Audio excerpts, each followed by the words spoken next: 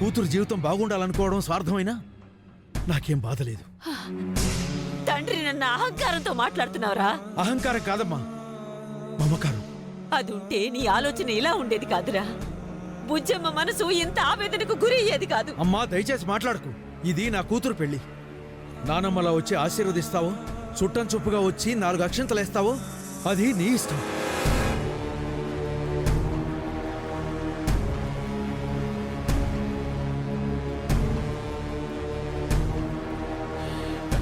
ఏంటండి ఇదంతా? ఎంత సడన్ గా పెళ్ళంటే పాపం రేవతి ఎలా ఆలోచిస్తుంది ఏటో. బుజ్జమ్మ గురించి ఆలోచించకండి బావా, పెళ్ళైన తర్వాత అదే సర్దుకుపోతుందిలే. ఎంత మాట అన్నారండి. ఇదిగో ఆ మాటకొస్తే నేనే సర్దుకుపోతానండి. తనకు అసలు ఏ కష్టం రానీను. హాయ్ తెలుసు బావా, అందుకే నీలాంటి మంచోడు నా చెల్లెలికి తోడుగా ఉండాలని ఈ పెళ్లి చేస్తున్నాం. హాయ్ సరైన తోడు కాదురా, మీ అందరికి సరైనోడను.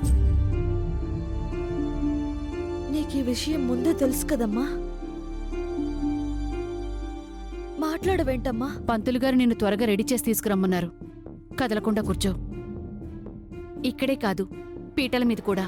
కదలకుండా కూర్చోడానికి నేను బొమ్మని కాదమ్మా, నాకు మనసుంది. దానికి కొన్ని కోరికలున్నాయి. వాటిని అలాగే ఉంచేయి. అవి బయటపడితే చాలా ప్రమాదం.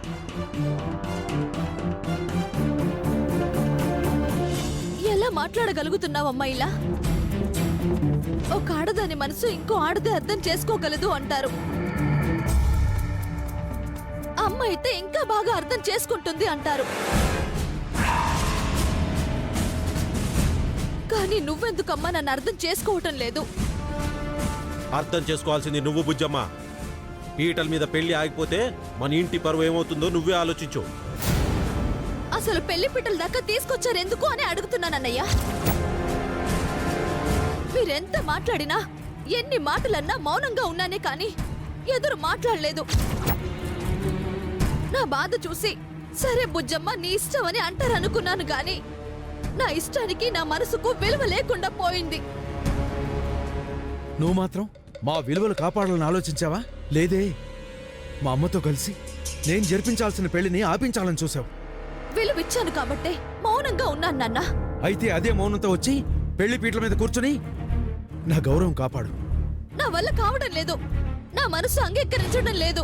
ఎలా అంగీకరిస్తుంది? నీ మనసు నీ దగ్గర ఉంటే కదా.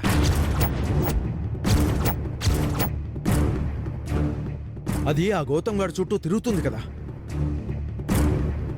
అంటే నీకు దాని మనసులో గౌతమ్ ఉన్నాడని తెలిసి చలంకిచ్చి పెళ్లి చేయాలని చూస్తున్నావా?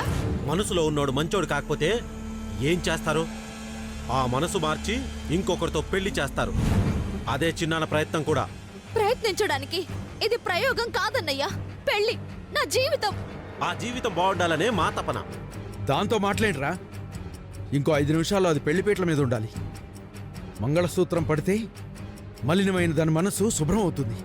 నేను ఈ పెళ్లి చేసుకోనని మొండికేస్తే మీరేం చేస్తారు నాన్న?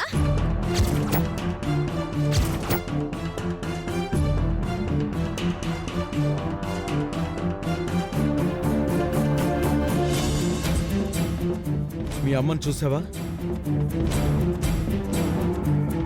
ఇప్పుడు ఇలా ఉన్న మీ అమ్మ నువ్వు పెళ్ళొద్దన్న మరుక్షణం